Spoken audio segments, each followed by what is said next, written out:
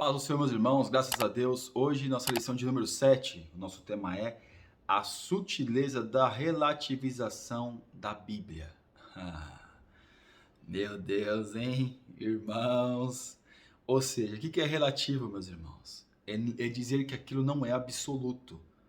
A Bíblia, ela não negocia os seus valores. A Bíblia é absoluta naquilo que ela diz. Não adianta as pessoas dizerem, como nós vamos ver nessa lição, que a Bíblia precisa ser atualizada.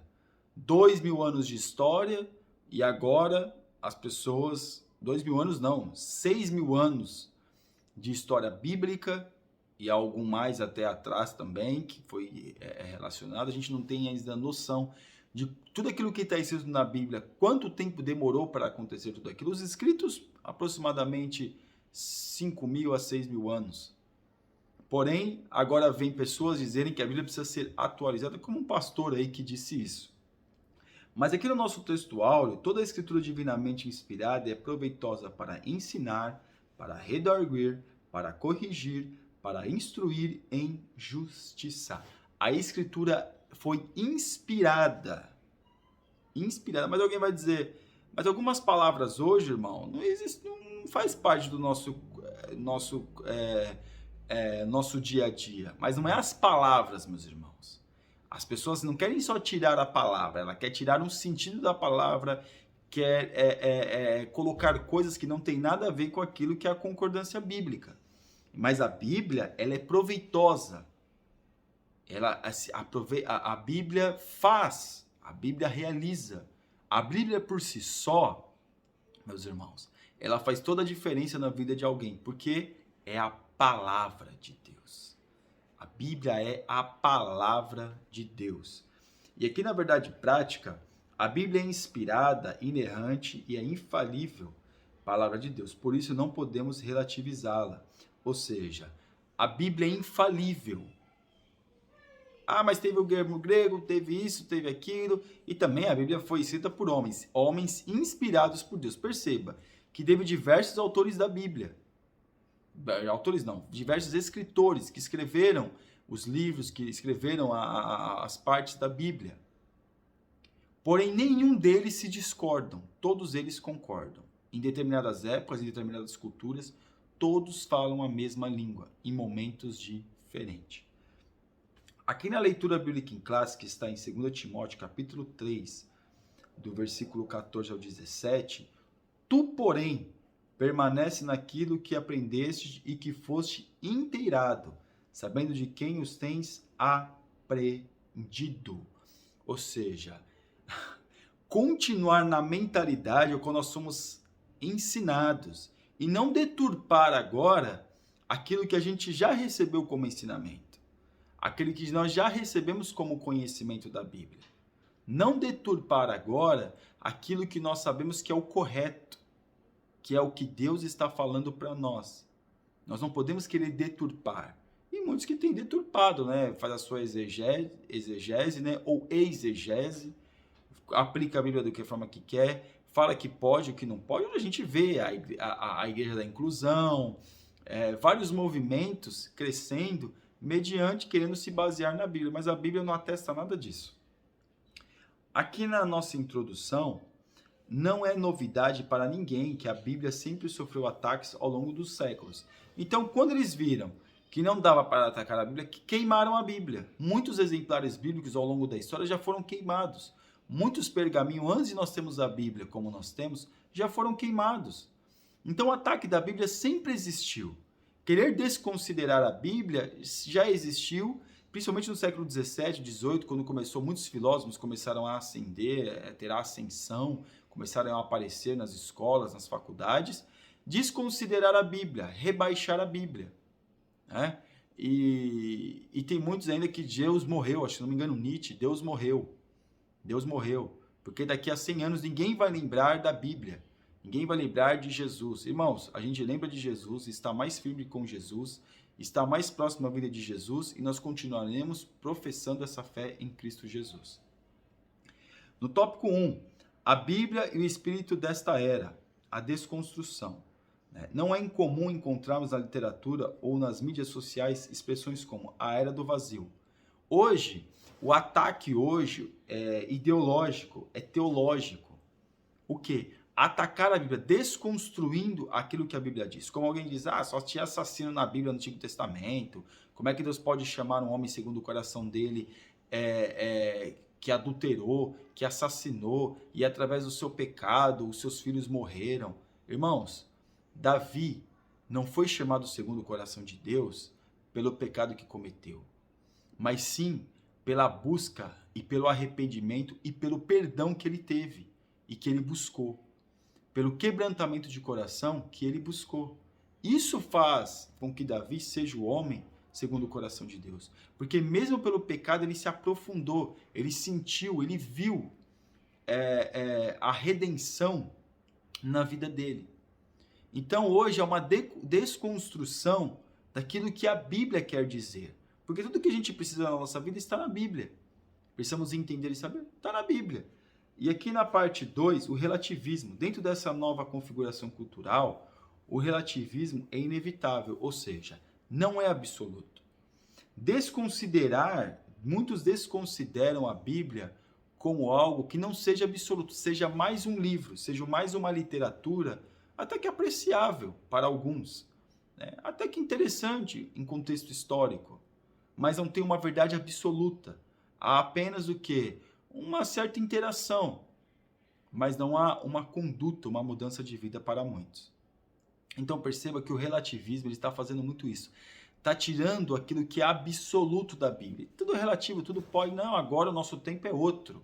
A sociedade é outra. Ou seja, não é absoluto aquilo que foi escrito há 2000 anos atrás. Não é absoluto aquilo que foi escrito há 3, há 4, há 5 mil anos atrás. Não é absoluto, porque hoje nós vivemos uma outra realidade. Então o relativismo ele faz isso. Ele quer tirar aquilo que é absoluto, biblicamente falando. Aqui no tópico 2, a Bíblia e o politicamente correto. A criação de uma narrativa. Desconstruídos os fundamentos que poderá fazer o justo? Ou seja, o politicamente correto, o que ele faz, né? Aquilo que é certo é errado e aquilo que é errado virou certo. Ou seja, a inversão de valores. Hoje, né, a criação de uma nova narrativa, como está aqui na parte aqui. Criando uma nova narrativa. Aquilo que é certo é errado e o que é errado é certo. O crente na igreja, aquele que busca Deus, aquele que fala com Deus, aquele que ora, lê a Bíblia, jejua, faz a diferença e prega, ele está errado. O certo é aquele que anda regaladamente, que tem outras mulheres, que é um adúltero, que é um homem que consome prostituição na internet. Este é o certo. Mas aquele que não faz nada disso, aquele que de repente nem tem rede social, não, esse está errado. Então, meus irmãos, a gente vê algumas coisas, algumas sutilezas, como é o tema do nosso trimestre, entrando na igreja, entrando na mente de muitos. Aqui na parte 2, a criminalização da opinião. Então, hoje nós temos que pensar diferente, ir contra algum ativismo, ir contra alguma ideologia que muitos têm pregado, é errado. Eu não posso expressar minha opinião, mas as pessoas podem expressar a sua opinião sobre a minha religiosidade, sobre a minha profissão de fé.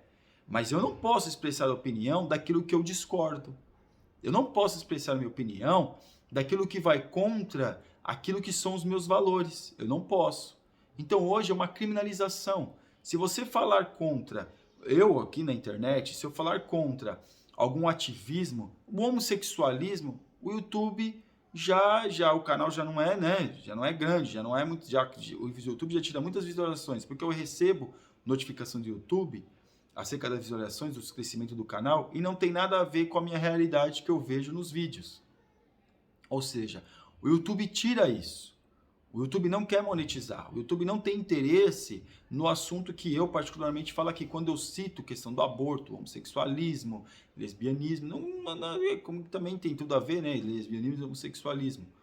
Então perceba que hoje você falar, opinar sobre isso é um crime. Você é discriminado, você é homofóbico, você é retórico, você é isso, é aquilo, você não entende. Não, meus irmãos, eu tenho os meus valores, a pessoa tem que ter os seus valores. E sim, ela tem, se já que o país é um país laico, que me dá a possibilidade de eu expressar, não é ofender as pessoas, isso não é ofender a escolha das pessoas, mas é sim defender os meus valores. Porque aqui no tópico 3, a Bíblia e o outro evangelho, uma nova metodologia. Neste caso, o leitor e não o autor bíblico basta ser mais importante. Ou seja, não é o autor bíblico, o método que foi usado não precisa mais ser aplicado, porque eu posso ler e posso aplicar os meus métodos, da forma que eu quero entender, não da forma que precisa ser entendido. Então veja que tudo isso, né, que quem determina aquilo que está escrito não é o autor, é o leitor. É o leitor que vai dizer aquilo que está escrito, porque aquilo que está escrito. Mas é o leitor que vai fazer, vai dizer aquilo que está escrito, que vai pegar aquilo que está escrito e vai aplicar na nossa vida do jeito que ele quer, e não qual é a proposta do autor. A proposta do autor é uma. Aquilo que o leitor quer colocar em prática não tem nada a ver com a proposta do autor. E aqui na parte 2, novas teologias. E hoje a gente vê muitas teologias atestando muitas práticas pecaminosas, como a teologia da prosperidade, que faz muitos adeptos, como a teologia, agora que eu já mencionei, a teologia da inclusão, ou seja, igrejas gays, ativismo. Então a gente vê que muitas teologias são criadas para que venha a ser incluído o pecado dentro da igreja. Hoje, muitas teologias são colocadas, como a gente falou recentemente acerca do divórcio, de o homem atestar a sua atitude de trocar a sua irmã, a sua esposa, que passou com ele toda a dificuldade da vida, e trocar por uma novinha. Então hoje, meus irmãos, eu estou falando homem porque o homem faz muito mais isso do que a mulher, muito mais. Então veja que hoje novas teologias, novas aberturas, para que as pessoas possam atestar o seu pecado, possam atestar o seu desejo de viver de uma forma pecaminosa e totalmente contrário àquilo que é de Deus. E aqui no tópico 4, a Bíblia é sempre atual, palavra de Deus, revelada por Deus. Para cristão, a Bíblia é um texto antigo com a mensagem atual. Então perceba, mesmo que Jesus está citando nas suas parábolas algo da Palestina, da sua época, nós podemos aplicar sem nenhum problema na nossa vida. Mesmo a história de Davi, que eu já mencionei lá, do pecado com Betseba, o pecado de adultério e de assassino, nós podemos aplicar facilmente na nossa vida. Mesmo a história de Adão e Eva, nós podemos aplicar na nossa vida. A Bíblia é aplicável e entendida em todo o tempo. É como se Deus falando para Adão e Eva estivesse falando para nós de uma forma audível e entendida para nós. No caso, nós entendermos aquilo que Deus quer falar. Então perceba que hoje a pessoa acha que não é uma revelação de Deus. Porque que sentido faz? Jesus está falando de ovelha, eu vejo uma ovelha toda hora ali. Mas para nós não sabemos aquilo que aquilo quer dizer. A revelação vem o quê? Através do Espírito Santo. Mas o que tem a ver Jardim do Éden? Eu nem vivo no jardim, eu vivo numa cidade. Eu quero um fruto, eu não vou no pé da árvore, pego o fruto e como. Não, eu vou no mercado e compro, na feira. Mas aquilo tem todo sentido para nós, e não na nossa vida espiritual, na nossa vida moral. Então perceba que a Bíblia ela é sempre atual. E ela fala, e se Jesus não voltar daqui a 100 anos, irmão, com toda a tecnologia, a Bíblia vai continuar sendo atual. E aqui, na parte de número 2, inspirada por Deus. Por que a Bíblia é tão atual? Porque a Bíblia tanto se concorda mediante a tempos e autores e a culturas diferentes. Porque ela é inspirada por Deus. Quem inspirou a Bíblia foi o próprio Deus, que inspirou autores a escreverem aquilo que Deus queria que eles escrevessem. Ah, mas então, né? Irmãos, por que Deus usou homens? Porque se Deus fosse escrever a Bíblia, nós não entenderíamos nada.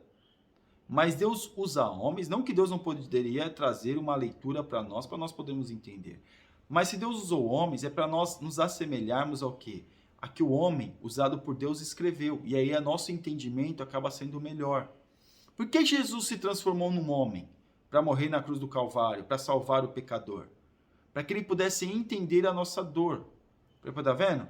Também Deus está lá no céu, nunca fez nada, nunca veio aqui. Não, então que é esse o problema? Então vou descer. Desceu, viveu com os homens, sofreu sem ter problema nenhum. Ele foi condenado injustamente. Então veja que a Bíblia ela é inspirada por Deus em todo o tempo. Ela faz todo sentido para a nossa existência. Amém? E a nossa conclusão. Vimos, portanto, nessa lição que há toda uma narrativa com o propósito de desacreditar a Bíblia. Para os defensores deste modelo cultural, a Bíblia não passaria de um livro obsoleto, produto de uma época e que, portanto, precisa ser atualizada. Em outras palavras, a Bíblia não seria mais relevante para essa geração. Aqueles que já aderiram a essa suposta necessidade de atualização do texto bíblico, alegando que ele precisa ser relevante para essa geração, desenvolveram metodologias e teologias próprias dentro dessa nova forma de entender o texto. A Bíblia é que precisa ser de ajustes e não o homem se ajustar a ela. Irmãos, o homem precisa se ajustar à Bíblia e não a Bíblia se ajustar ao homem. Amém? Você ainda que não é inscrito no nosso canal, está convidadíssimo a se inscrever. Que Deus te abençoe em nome de Jesus. Deus abençoe.